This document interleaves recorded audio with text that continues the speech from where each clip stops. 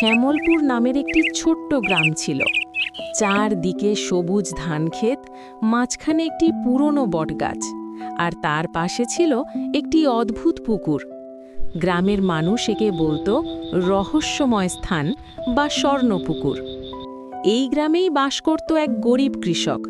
তার নাম ছিল রাঘব। রাঘবের পরিবারে ছিল তার মা আর ছোট বোন।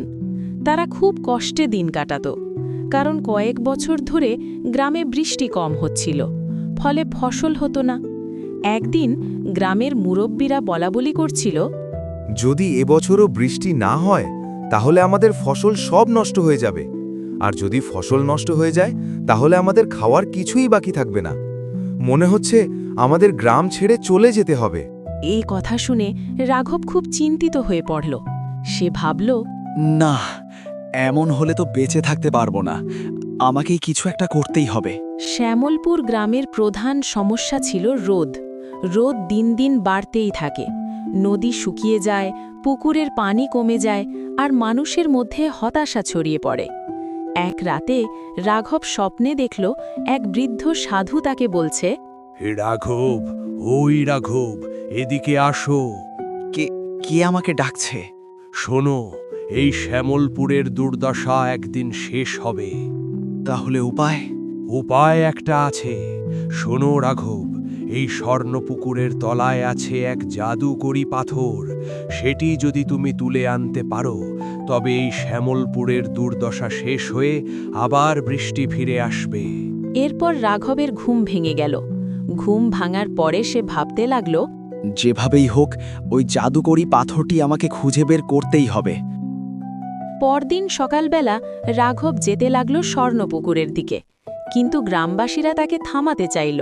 ওখানে যেও না, ওই পুকুরে ভয়ঙ্কর শক্তি আছে, তুমি বেঁচে আসতে পারবে না। যাই হোক, আমাকে যেতেই হবে। এই গ্রামবাসীর জন্য, আমাদের সবার জন্য এই বিপদের মোকাবিলা করতেই হবে। এই বলে রাঘব চলে গেল স্বর্ণপুকুরে। সে পুকুরে নেমে পড়ল। অনেক খোঁজাখুঁজির পর সে একটি উজ্জ্বল চকচকে সাদা পাথর পেল। রাঘব পাথরটি হাতে নিতেই আকাশে কালো মেঘ জমতে শুরু করল। কিছুক্ষণের মধ্যেই প্রবল বৃষ্টি নামা শুরু হয়ে গেল। গ্রামবাসীরা আনন্দে চিৎকার করে উঠল। রাঘবের জন্য আজ আমরা বৃষ্টি পেলাম। কিন্তু সুখ বেশিক্ষণ টিকল না। বৃষ্টি থামছিল না। দিন রাত এক করে বৃষ্টি হতে লাগল। নদী উপচে পড়ল। ঘর বাড়ি ভেসে যাওয়ার উপক্রম হল। কিরে রাঘব, এ কি হলো? যে বৃষ্টি না হওয়ার জন্য আমরা অনাহারে ছিলাম, সেই বৃষ্টির কারণেই এখন আবার অনাহারে থাকতে হবে। এখন তো দেখছি আরও ভয়ঙ্কর হয়ে গেল। এভাবে যদি বৃষ্টি নামতে থাকে তাহলে আমরা চলাফেরা করব কিভাবে? এভাবে বৃষ্টি নামতে নামতে ফসলি জমি ডুবে গেল। রাঘব শুয়ে শুয়ে ভাবতে লাগল, আমি গ্রামকে বাঁচাতে চেয়েছিলাম, কিন্তু আমার কাজেই নতুন বিপদ তৈরি হলো। এখন আমি এই বিপদ থেকে কিভাবে উদ্ধার করব? এসব চিন্তা করতে করতে রাঘব ঘুমিয়ে পড়ল।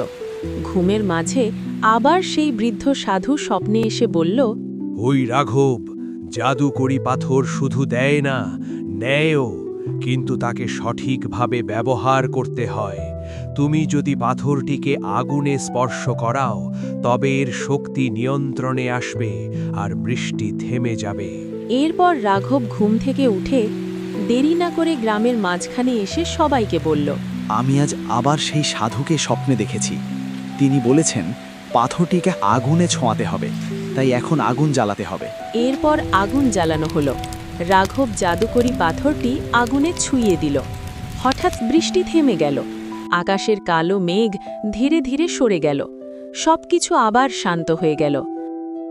গ্রামবাসীরা এবার সত্যি বুঝল, প্রকৃতির শক্তির সাথে খেলা করা সহজ নয়। এসব রাঘবের জন্যই হয়েছে। রাঘবকে সবাই ধন্যবাদ জানাও।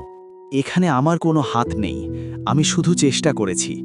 আসল শিক্ষা হলো প্রকৃতির সাথে ভারসাম্য বজায় রাখা। এরপর থেকে শ্যামলপুর গ্রামে সবকিছু ঠিকভাবে চলতে লাগল, আর সেই রহস্যময় স্থান স্বর্ণপুকুর আবার শান্ত হয়ে গেল, যেন কিছুই ঘটেনি।